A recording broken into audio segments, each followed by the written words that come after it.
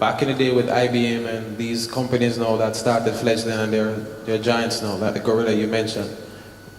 When we look at what we should be investing in for the future, people like what Elon Musk is doing with SpaceX and Tesla, should we be thinking about which companies is making oxygen for what's going to be happening in 20 years? Because we're laughing, but we didn't think we'd be buying water 20 years ago, right?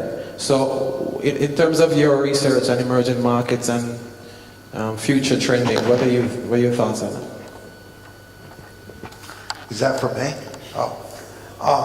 Well, I would say this, right? Like, the fascinating thing about SpaceX, I don't know if you've ever seen any LinkedIn videos that have been out there, like on SpaceX. It's actually very interesting. I learned a bunch, going through it.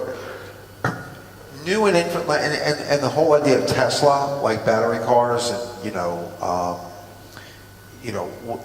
how that's going to play out. You're talking about innovative technology, right? And innovative technology always plays out differently than the way people think it's going to, right? If you think about personal computers, and you think about the 80s when they first came out, one of the top computer manufacturers was called Leading Edge. There was another company called Wang.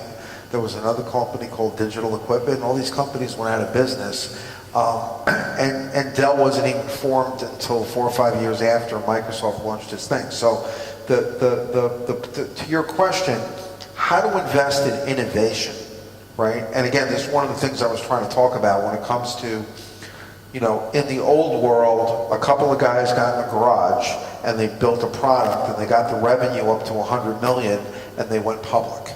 And then they took that money and they kept growing, right? Now when people get to 100 million, they don't want to go public, they want to get private equity money.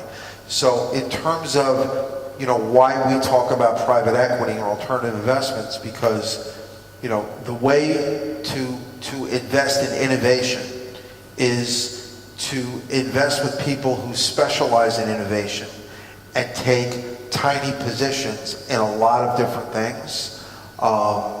And that's proved to be a pretty successful model, long term. Look, Tesla's got its lovers, Tesla has its haters.